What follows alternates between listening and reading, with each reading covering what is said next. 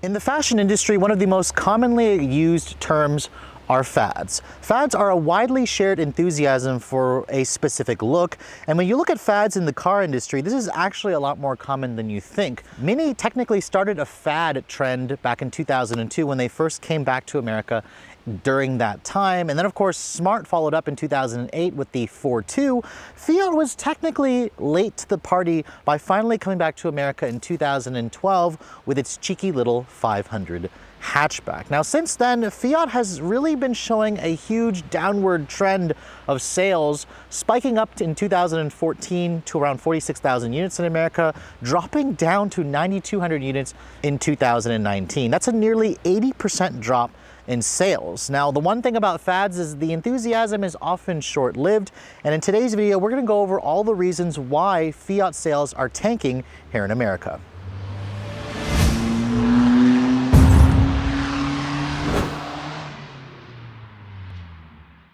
Now, unlike most fads, which are short-lived, Fiat has been around for quite some time. I'm talking nearly 121 years, where the company was founded back in the year 1899 by a man named Giovanni Agnelli. Now, Fiat moved very quickly from there on, opening their first factory in Italy in the year 1900 with a staff of 35, producing just 24 cars in the year 1900. Now, of course, things improved rapidly, and by 1903, the company had built a total of 1,149 cars, and by 1906, they actually went public on the Milan Stock Exchange. Now, that success in Italy allowed Fiat to jump across the pond, where they opened up their first factory in the US in 1908. That's when the company first came to the United States. And their factory was building cars out of New York. And back then, Fiat was known as a distinctive, a prestige luxury brand, because back then, if you wanted to buy a new Fiat in 1908, it was going to cost you around $4,000, which if you translate that into American money today in 2020, that's about the equivalent of $110,000. Now, for comparison purposes, around that same year, a Ford Model T cost around $825 brand new, which is around $24,000 in today's 2020 money. Unfortunately, World War I and World War II interfered with Fiat's plans to continue expanding, and the company was forced to turn that factory in New York into a supply chain for their allies, where they started building engines, aircraft equipment, machine guns, and ambulances to aid their allies in the war. The plant was eventually shut down in 1917. After the war, Fiat returned to the US in the 1950s with iconic cars like the 500 hatchback and the 124 Sport Spider. Unfortunately, it was around that time frame where Fiat also began to develop its poor reputation for build quality and reliability, especially with rusting problems and cars just breaking down in general. It eventually led to Fiat's steep decline in America, with the company eventually pulling out of the States in 1983. It took Fiat nearly 30 years before they finally made it back across the pond into the US market, with help, of course, from Chrysler LLC, where the company gained about a 20% stake in Chrysler LLC back in 2009. Eventually, that grew to nearly 60% stake by 2012, which in turn allowed Fiat to finally come back into the US with the 500 hatchback introduced for the 2012 model year. So what about Fiat today, about 9 years since the company came back to the States in 2011? Well, Fiat currently sells a total of 4 models here in the States. They started expanding pretty quickly in the mid-2010 range, where their sales eventually peaked at nearly 46,000 units in 2014. However, today they only offer 4. It's soon to be discontinued to just 3 models, because their iconic 500 hatchback is being discontinued for the 2020 model year, at least here in America, where they've already unveiled a new version in Europe and other parts of the world. Now, what made the 500 hatchback so unique was its cheeky little styling. I mean, of course, it competed with a car like the Smart 4.2. However, at a starting price of $16,495, it was one of the most affordable new cars you can buy last year in 2019, and it's sporty Abarth trim, which was introduced about a year after it came out in 2013, can be had for around $20,500, and you get probably one of the most rambunctious exhaust noises you're ever going to hear. And at around $20,000, it was a bargain brand new, and also a bargain on the used car market, especially for enthusiasts looking for a fun little microcar. Now, the problem with the 500 is the current car, when it came out in 2011, actually dated back to 2007. So it was already an old 5-year-old car when it came to the US.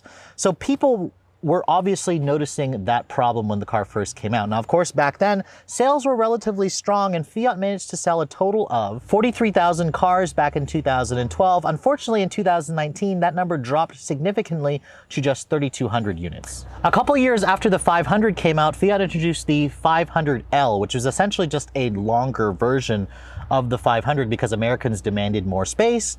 And what was originally thought to be a huge hit for Fiat didn't do so well.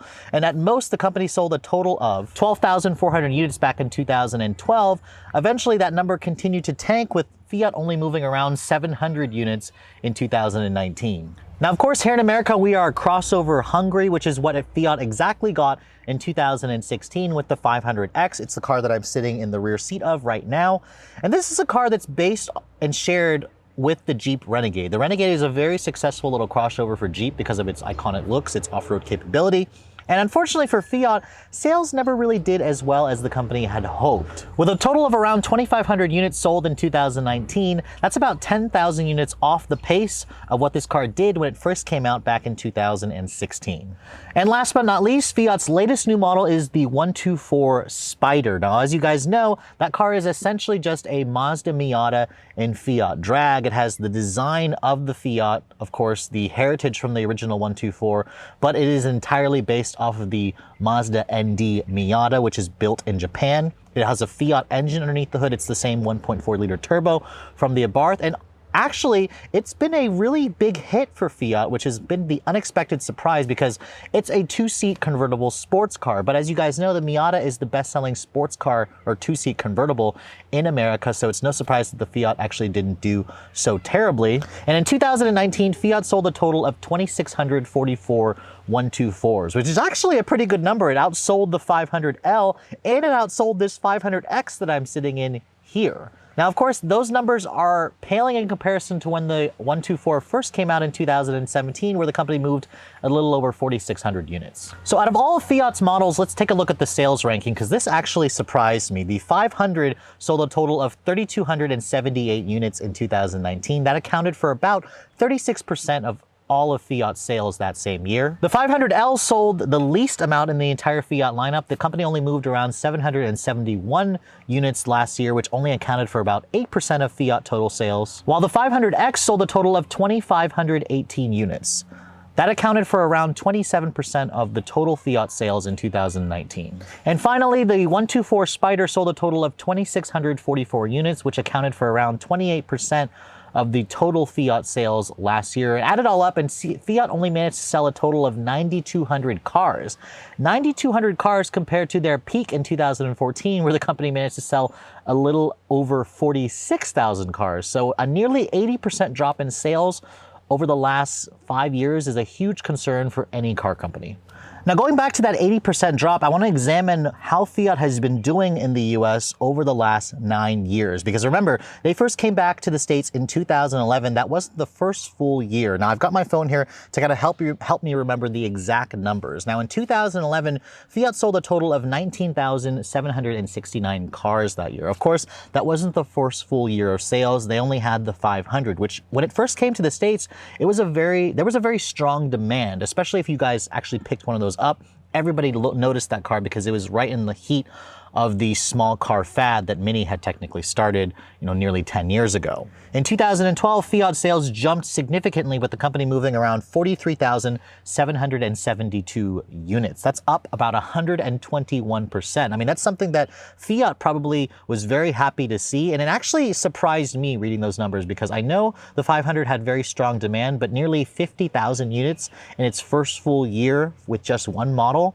for a small car, that's a really big achievement for any auto manufacturer. Now, in 2013, Fiat sales were down slightly. They were down about 1.2%, but the company still managed to move a total of 43,236 units. So again, very good number still in its second year of production. Now, in 2014, this is the best year that Fiat did. The company sold a total of 46,121 units. That's up about 6.7% versus 2013. So remember, that was when Fiat started introducing the Abarth trim. We didn't actually get the 500L yet, which that one's been a dud ever since it came to the market. So the Abarth trim and the Cabrio really helped to continue boosting Fiat sales that year. Now in 2015, that's where it all started going downhill, of course. The 500L came onto the scene.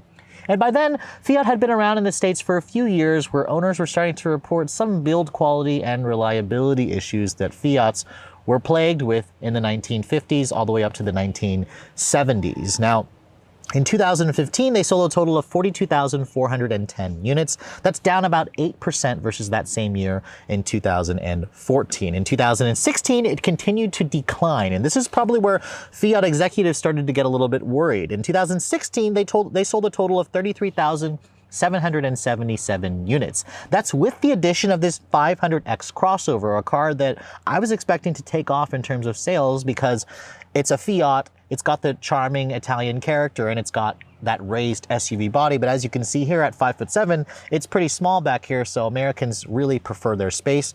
That sales number in 2016 was down a whopping 20.4% versus the same year in 2015. As we go on into 2017, Fiat continued to decline. They sold a total of 26,492 units, down 21.6%. That was with the addition, of course, of the 124 Spider. That's when that car came out. Now, of course, moving on to 2018, sales continued to decline, and they started to decline at an even steeper rate. Fiat sold a total of 15,521 units in 2018. That's down a whopping 41.4%. Ouch. That's really where Fiat should have been doing extremely well, with the 500X, of course, and the 124 Spider now in the marketplace. And then, of course, last year in 2019, as I said, they sold a total of 9,200 units, which was down 40.7% versus 2018. So as you can see, Fiat is obviously in trouble. It's a shame to see them dropping so much in sales, but it seems like with a lack of technology, a lack of reputation, a good reputation for build quality and reliability, Americans started to shy away from this brand, which we'll talk about as we go into the driving scene, because I want to figure out exactly what is going on with Fiat and where they're going to be heading in the future.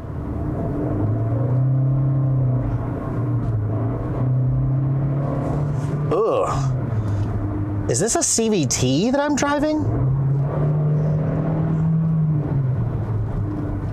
No, seriously, is this a CVT?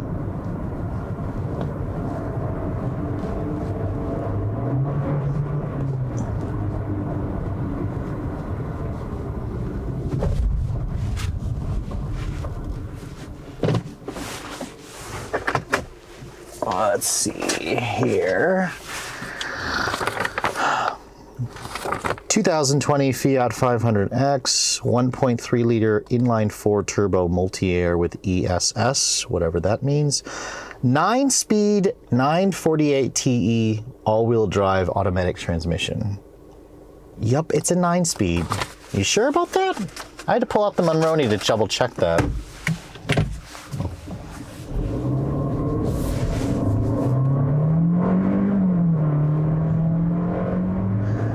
Now, do I personally think that the world would be a better place without Fiat here in America? No. I actually really love the fact that Fiat came back to the States nearly a decade ago, and they came back with the quintessential car that they make, the 500 hatchback. Eventually, they launched the 500C. They also brought in the 500 Abarth. The Abarth.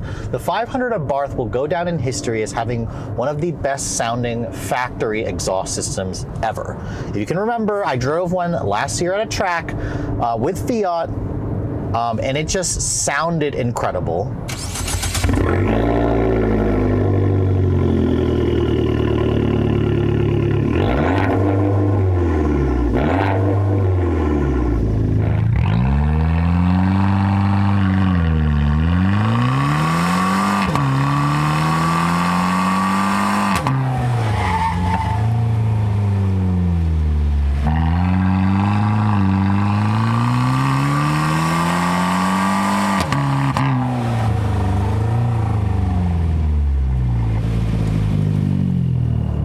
Wasn't really in love with the handling of the car. I apologize if I'm not talking quite as much. I'm trying to focus here and not crash, because that's always fun, right? Ooh, little understeer there. The one thing I wish this car had were more heavily bolstered seats. I mean, the seats are more aggressive for the Abarth model, but I still find myself sliding around and I have to use my knees to keep me from being pushed out of my seat. But here we go. Looks like the top of third gear is around 78 miles an hour. Let's harden on the brakes over here. Whew. This is like the corkscrew right here. Oh, the understeer. The back end actually likes to step out. When a front wheel drive car does that, it's strange. But man, what's really strange is sitting up so damn high in this car and taking corners like this. It is just weird, weird, weird. But even though it felt top heavy and a little bit scary, it constantly put a smile on my face, and I was really rooting for Fiat to give us an encore, a next generation 500. And unfortunately, the next generation 500 is not coming back to America. They've already shown that car in other parts of the world. It looks fantastic, but it's not coming here because Americans don't want little cars like that. We want these stupid little SUVs, and this 500X just doesn't give you the same kind of character and uniqueness and fun that I got from the regular 500. So please, Fiat, do an Abarth version of this thing with that straight pipe exhaust, a manual transmission, or just embrace electrification. That's what Fiat really needs to do, because when you've got these little micro cars like that, the instantaneous torque, not having to use gas, I think that's what's going to appeal to a lot of the new generation of buyers, is that electrification. That's what everyone's going for. And technology. I mean, sure, they added Android Auto and Apple CarPlay to Fiat's for 2020, but come on, guys, look at that little teeny tiny screen. 7 inches.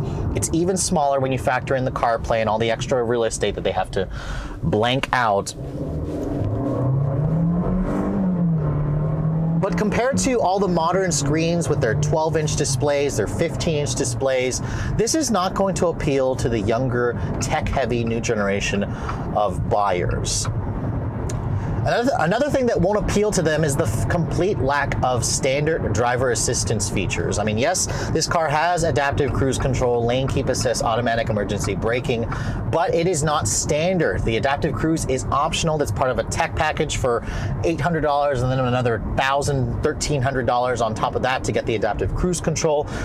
We expect those features to be standard, especially in today's modern era. I mean, self-driving cars, as much as I hate to admit that they're coming, and they are coming, is the future. People love that kind of technology because it makes your life driving a little bit easier. It makes just the entire experience different, and that's precisely why brands like Tesla are rising so quickly and stealing sales from everybody. Now, obviously, you're not going to be comparing a Fiat to a Tesla, but I see a huge gap in the marketplace where Fiat could really do extremely well with a really fast all-electric 500, the Abarth version of that, where you do 0 to 60 in like 4 seconds, get 200 miles of range.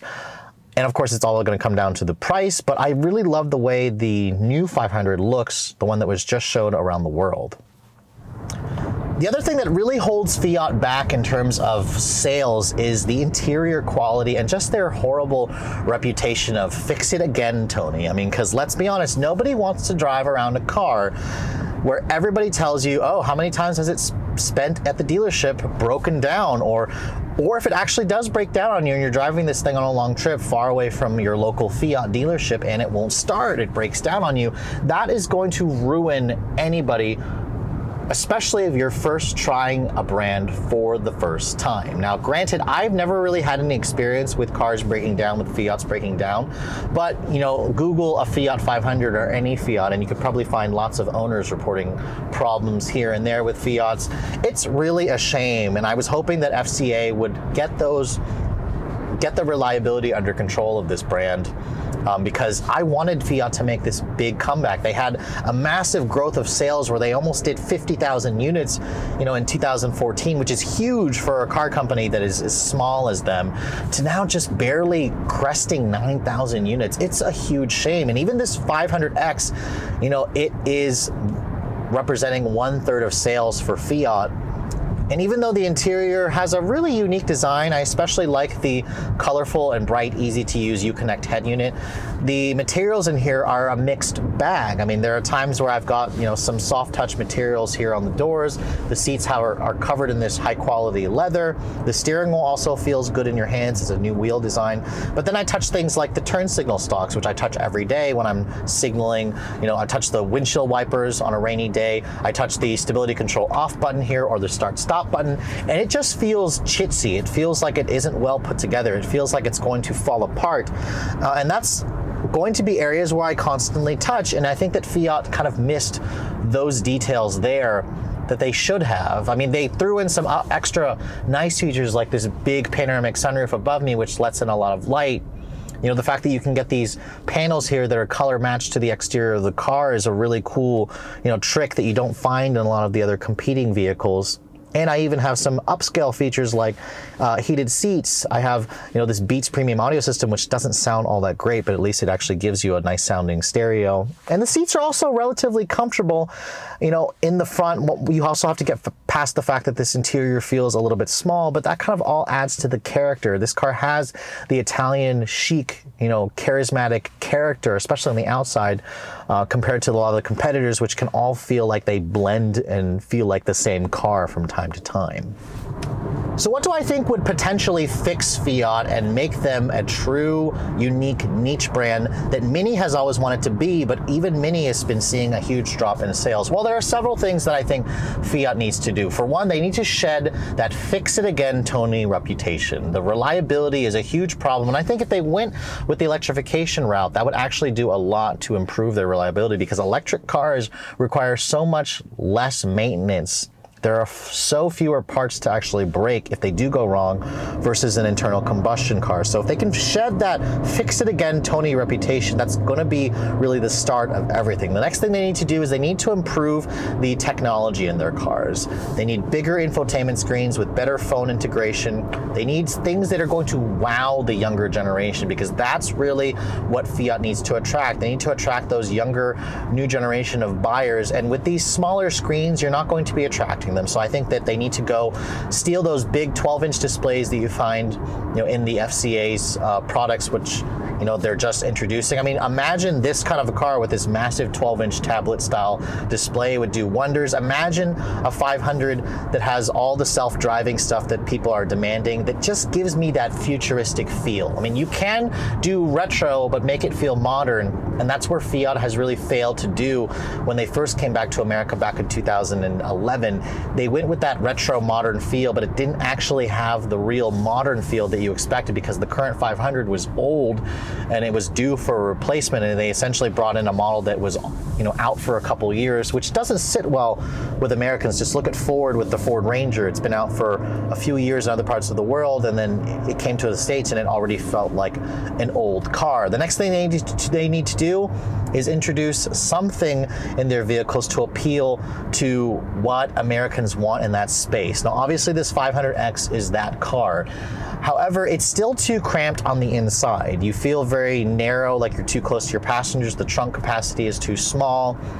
So they need to do something with the space efficiency, to make this thing feel open and airy. The panoramic roof is a big thing that they've done that makes the cabin feel more airy. But I think that small trunk area and the tight back seat is probably going to continue to be a deal breaker for a lot of people. So they need to address some of those issues. It's all having to do with the packaging, because you can have a small car that gives you a ton of room inside. Just look at things like the Honda Fit. It gives you plenty of space inside because Honda does wonders with the packaging of that vehicle. Same thing with the HR-V. So Fiat has the ability to do that. They just need to understand the marketplace and what consumers want in this industry. So with steeply declining sales numbers, a lack of standard safety and driver assistance tech, and infotainment screens which are just behind the rest of the industry, it's pretty easy to see why Fiat is struggling and failing here in the US. And with sales numbers as abysmal that I showed you, a lot of you are probably wondering, is Fiat going to pull out of the US market? I would be a very sad enthusiast if Fiat did, because I think the company still has a lot of potential. I love the 124 Spider, which is technically a Mazda Miata, but I also didn't mind the 500. Aside from the fact that it's a really old car, The one thing that I didn't talk about is the 2020 500, because that's a car that's already been introduced in Europe and other parts of the world. It's supposed to be going on sale in the next couple of months, and it's an all-electric version of the 500. Fiat says it has a 42 kilowatt-hour battery pack. It'll go around 199 miles on a full charge. That's based on European testing. I imagine the US testing is probably around 120 miles. Fiat says 0 to 60 in around 9 seconds, and it also has the Uconnect 5 10.25-inch infotainment display with level 2 autonomy. That's all the tech features that I'm basically saying Fiat needs to go in that direction, and the fact that it's electric really makes it an enticing option. Unfortunately, Fiat says it's not coming to America yet. They are going to, of course, examine the demand, and if the demand calls for it, they will bring the car here to the States, but until then, we just don't know. Unfortunately, with the current situation with the coronavirus pandemic, I'm just not entirely sure of Fiat's future as a company here in the US. I would really like to see them make a complete turnaround, but it's really going to be based on what they do. What they really need to improve is their build quality and their reliability, because that's something that a lot of people simply won't tolerate, especially when you're looking at all of today's latest models, which have just significantly improved in quality, reputation, of course, and reliability. But with all that said, I hope you guys have enjoyed this video talking about Fiat, their steeply decline in sales, and where I think they should head in the future. If you're also looking to see the latest cars I'm testing, be sure to follow me on Instagram at Redline_reviews. Like us on Facebook, and as always, guys, please keep subscribing to the Redline Reviews YouTube channel for all the latest reviews. Thank you so much for watching. I'll catch you all in the next video.